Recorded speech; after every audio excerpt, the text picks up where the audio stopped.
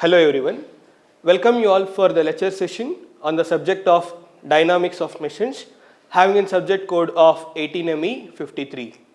In the previous session, we concluded with respect to the module 3 where module 3 was all about an introduction to the vibration and undamped free vibration along with the damped free vibration conditions. We understood what is a vibration, the to and fro motion of an object about a fixed position, we are going to call it as a vibration. Then we studied the different types of vibrations, the definitions that are associated with respect to the vibrations. Then we took up the mechanical system, particularly the spring mass system having single degrees of freedom, and then we studied under the conditions of undamped free vibration. Later in the same module, we moved on for the damped free vibration conditions. We provided a damping and then we studied how the systems are going to behave. We also solved numerical problems with respect to the concepts. Coming for the next portion of the vibration, that is the next module, which is all about module 4, which speaks with respect to the forced vibration. Module 3 is all about free vibration. Module 4 is all about forced vibrations. So in today's topic, I will be dealing with respect to a special condition which is an undamped forced vibration. We know the differences between the free and the forced vibration, which comes under the types of vibration.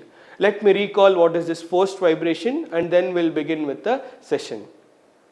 See, in almost many of the cases under the vibrations, the amplitude will remain constant because of the external forces. Let me take an example of an electric bell. The electric bell will be under continuous production of the vibration, basically a sound under the influence of electric supply. Once the electric supply is cut off, the sound stops. Basically, the vibration stops. There you can see there is a continuous excitation, constant excitation, and the type of vibration under the influence of external excitation, we are going to call it as forced vibration. The vibration which is under the influence of external excitation, we are going to call it as the forced vibration. The machine structures will be under the conditions of the forced vibrations, or the machine elements will be under the influence of the forced vibration. The external force that we have applied onto the member are called as the external excitation. The force that is applied onto the member are called as external excitation. The external excitations might be of two reasons. One, internal excitation, the other is external excitation. The external excitation causes for the motion in the system and we can easily predict the external excitations, whereas the internal excitations are caused inside the systems itself. For example, it might be because of the rotating or the reciprocating parts that are present in the system, or it might be because of the resonance. It might be because of bearing of journals. It might be because of influence of the thermal effects, because of a thermal expansion that is happening inside the system. So all this rises for the internal excitation.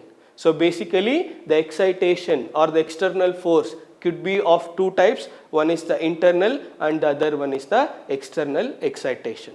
So this is with respect to the forced vibration, where the vibrations that are under constant or under continuous external forces, under the influence of external forces, we are going to call it as the forced vibrations.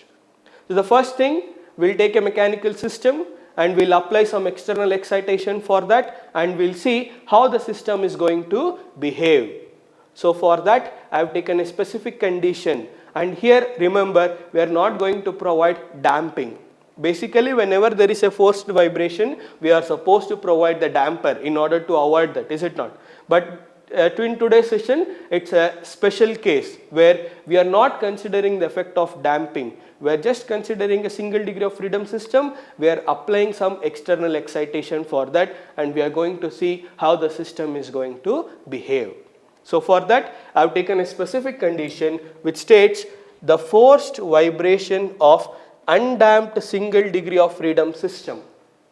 Remember here, forced vibration, we know the system should be under the external excitation. Undamped, I am not going to provide any damping, which means to say that there is no energy dissipation. Single degree of freedom system. So we are supposed to consider a single degree of freedom system. So let us try to begin with that. So consider a single degree of freedom, or consider a single degree freedom spring mass system. Spring mass system, and this particular system, let us try to write that. So I know how the spring mass system will be. Fixed end, for which I am attaching a spring which is free at one end and it is fixed at other end. For this free end, I am going to attach a mass which is denoted by M. This spring is having a stiffness of K. So for this particular single degree of freedom spring mass system, let us apply an external force. So an external force, that is F of t, which is equals to F naught of sin omega t or cos omega t, whichever it is applied. Where here the F naught will indicate as the amplitude. The F naught will indicate as the amplitude, and whereas omega indicates the circular frequency of that particular system. So now I am applying an external force for this particular spring mass system, which is denoted by F of t, and I know the F of t value, which is of F naught sin omega t, or it is of F naught cos omega t. What will happen? This particular system is displaced. I'm just going to write the free body diagram after the displacement. So I have a mass M. There are two forces that are acting on the spring. One is the external excitation that I have applied. In which direction it is acting? It will be acting in the downward direction. So write that it is acting in the downward direction. And which is the other force that is acting? The other force is the spring force. And how the spring force will be acting? The spring force will be acting in the opposite fashion for the applied force in order to establish this equilibrium of the system. So the spring force will be acting. We know the spring force is given by Kx. The spring force will be acting in the opposite direction. So which are the two forces that are acting on the body or the mass? One is, which are the external forces basically. One is the external excitation and the other one is the spring force. Let us write that. The two forces acting on the body or the acting on the system are, the first one is spring force. Spring force, that is denoted by Kx. How the spring force is acting? The spring force is acting in the upward direction. So that is very important. It is acting in the upward direction. Spring force is acting in the upward direction. The second force is the applied force, which is having a value of F naught sin omega t. F naught sin omega t. And how this force is acting? This force is acting in the downward direction. This force is acting in the downward direction. Okay. Now, what is the next thing that we are supposed to do? We are supposed to apply the Newton's second law of motion. So apply Newton's second law of motion. Newton's second law of motion. So what does this Newton's second law of motion states? Summation of all the forces that are acting on the body should be equal to its mass and acceleration. So which are all the forces that are acting on the body? We have listed down. One is the spring force, that is Kx, acting in the upward. The other one is the external excitation force, that is acting in the downward direction. So we know the displacement is taking place in the downward direction. So the velocity will also be in the downward direction, followed by the acceleration, which is also in the downward direction. And the displacement is denoted by x, velocity is denoted by x dot, the acceleration is denoted by x double dot. So let us substitute the values in the particular Newton's second law of motion equation. So which are all the forces? One is the spring force. The forces that are acting in the direction of the displacement will be taken as positive, and the one that is acting opposite will be taken as negative. So how the spring force is acting? Spring force is acting in the upward direction. So it is negative. So minus Kx, that is the spring force is the first force that is acting. The other force is the externally applied force F of t, and we know the value is F naught sin omega t. And how it is acting? It is acting in the direction of the displacement, that is in the downward direction. So plus F naught sin omega t is equal to mass into acceleration. So the mass is denoted by m, the acceleration is denoted by x double dot. The acceleration is denoted by x double dot. Rearranging this, I am going to obtain mx double dot. I am shifting this there. So plus kx is equal to f naught sin omega t, dividing throughout by m.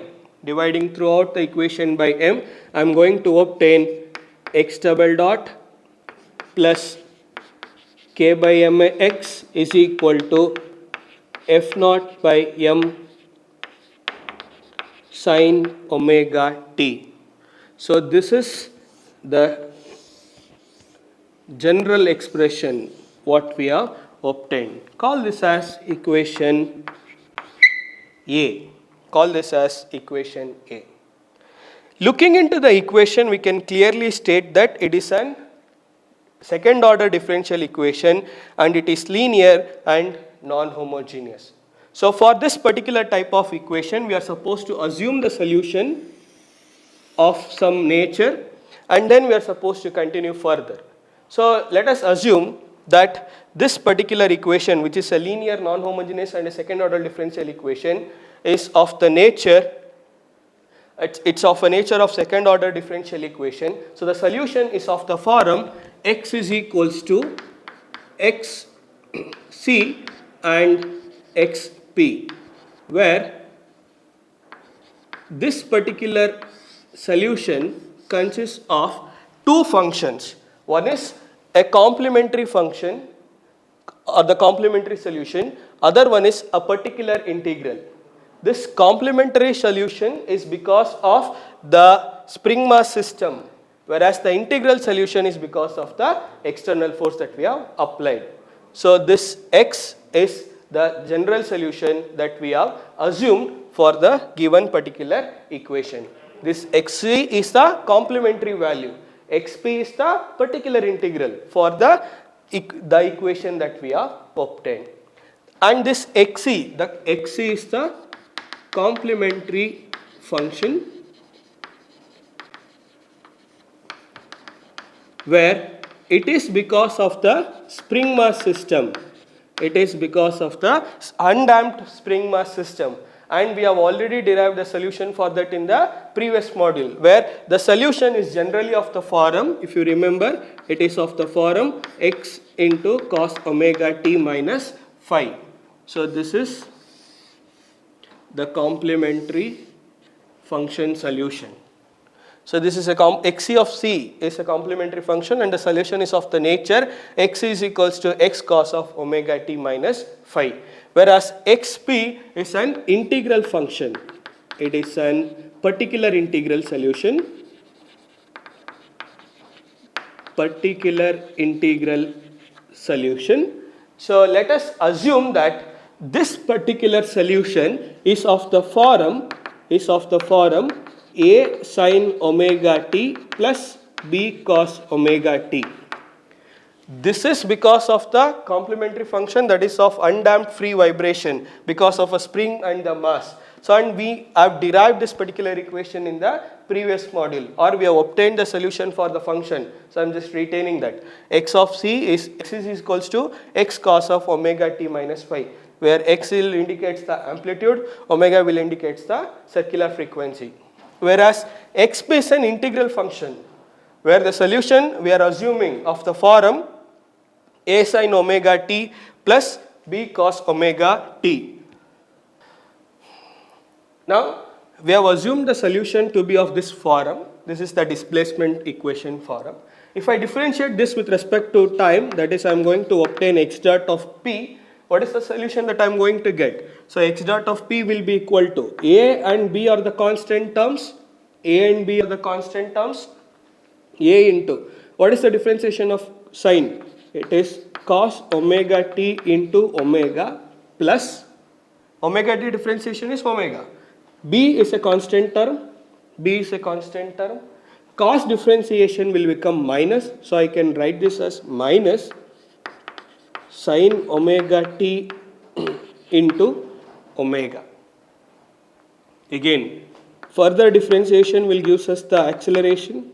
So x dot of p, x double dot of p, a is a constant term, cos differentiation is minus, so it is minus sin omega t, omega into omega will become omega square, minus b, sin differentiation is cos omega t into omega square. So now I know the acceleration and the displacement value. Substituting x of p and x double dot of p in the equation A, in order to obtain the constants a and b, we have assumed the solution is of the form a sin of omega t plus b cos omega t, where a and b are constant. We are supposed to calculate this value. So substitute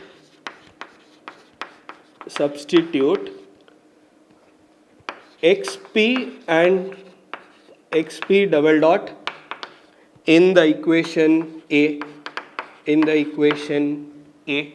We have not named this, so let us call the equation to be of B, this equation to be of C. So let us see what will happen. So x double dot of P, we know it is minus A sin omega t omega square minus b cos omega t omega square. We have substitute x double dot of p plus k by m as it is, where x indicates the displacement, that is given by a sin omega t plus b cos omega t is equal to f naught by m into sin omega t, f naught by m into sin omega t. So I have just substituted the values of xp and x double dot of p in the equation A in order to obtain the value of a and b. So looking into the equation, let us multiply this.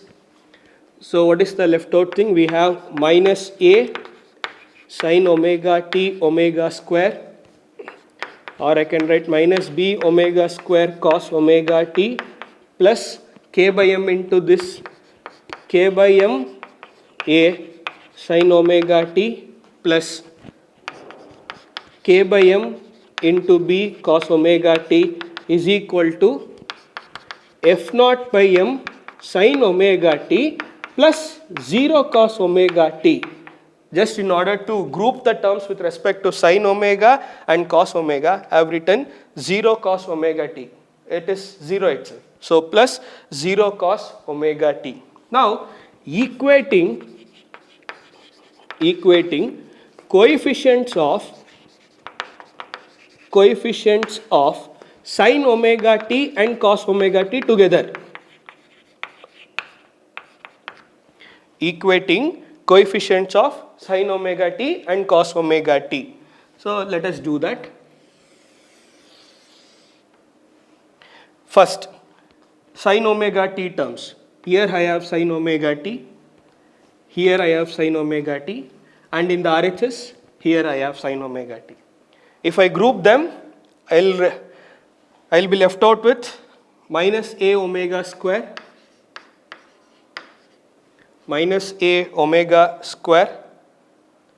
plus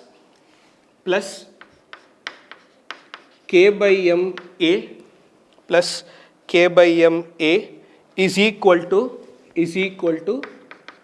f naught by m, is equal to f naught by m.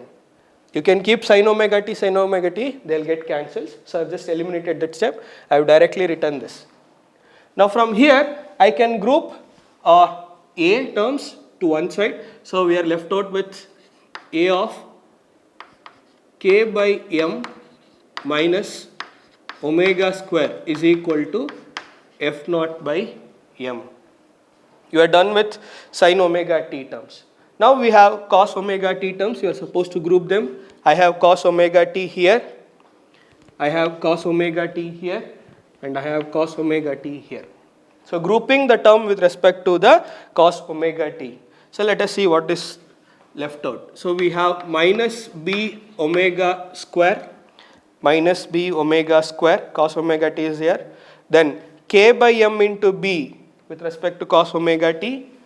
So plus k by m into b is equal to 0. 0 cos omega t, 0.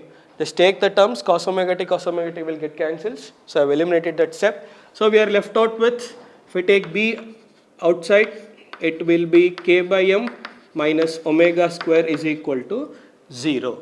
K by m minus omega square is equal to 0.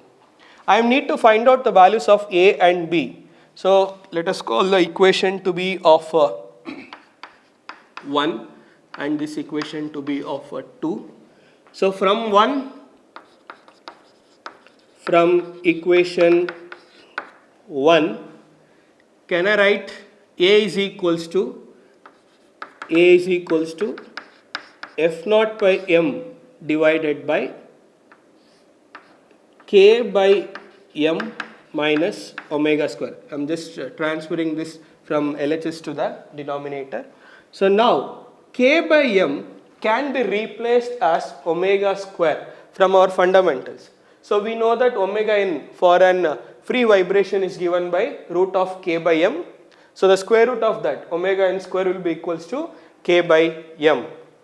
So with that fundamental, I will replace this. So a is equals to f naught by m in the numerator, k by m I am replacing by omega n square minus omega square. So here I am taking omega n square outside in the denominator. So we are left out with f naught by m. Omega n square if I take outside, we are left out with 1 minus omega by omega n square. Omega by omega n square. So what is the left out thing? A will be equal to f naught, I'll just transfer that, f naught divided by m. Again this omega n square I can write it as k by m. Omega n square I can write it as k by m. M into k by m of 1 minus omega by omega n square.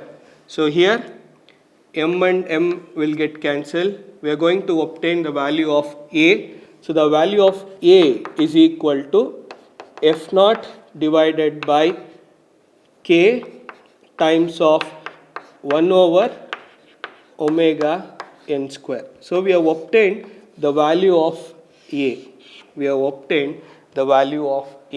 This become very important for us. We have arrived at the value of a. Similarly, we are supposed to calculate the value of b from the equation 2. So with the, I'll write it here itself. We can also find out the value of b Very simple. So from equation 2, if you look into the equation 2, we can clearly state that this value cannot be equal to 0 because it's k, it's a spring mass and the frequency. Since from the equation 2 we can write that since k by m minus omega square cannot be equal to 0, what is the left out thing? The value of b is equal to 0. The value of b is equal to 0. So we have identified the value of a and b which has to be substituted in the particular integral solution. We are supposed to substitute the value of a and b in the particular integral. Then we are going to obtain the solution for the basic expression that we have derived for the condition of forced vibration of undamped single degree of freedom system. So let us do that process where we have calculated now a and b value, substitute the a and b value in the particular integral solution that we have assumed, then substitute both complementary function and the particular integral in the equation b in order to obtain the solution for the system that we have considered. Now we have obtained the value of a and b that has to be substituted in the particular integral. Let us substitute that. We assume that solution to be of this form. So we have obtained the values of a and b also. A is f naught into sin omega t divided by k of 1 minus omega by omega n square plus b is 0. So the value is 0. So we have obtained the solution for the integral part, the particular integral solution. Let us call that as equation D. Now we know the solution of both the complementary function as well as the particular integral. We can substitute in the equation B in order to complete the derivation. So substituting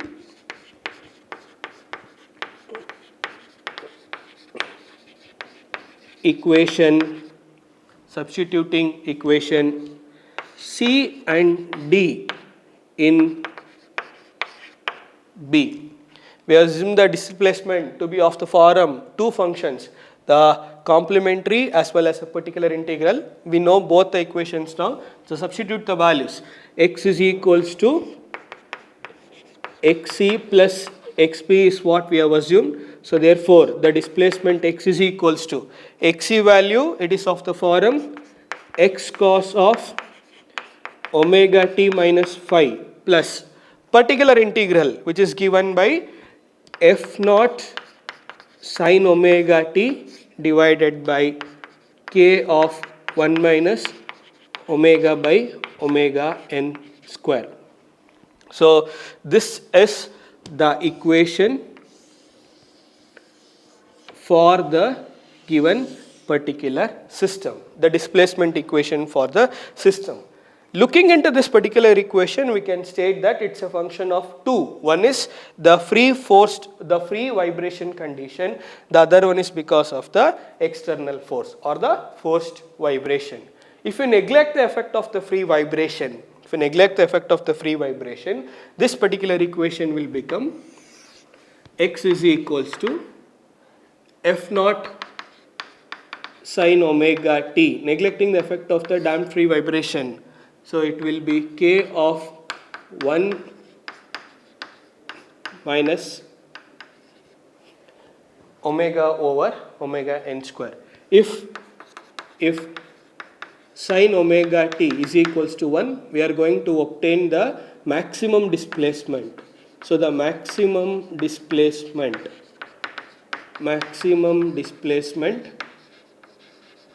that is x maximum will be equal to f naught divided by k of 1 minus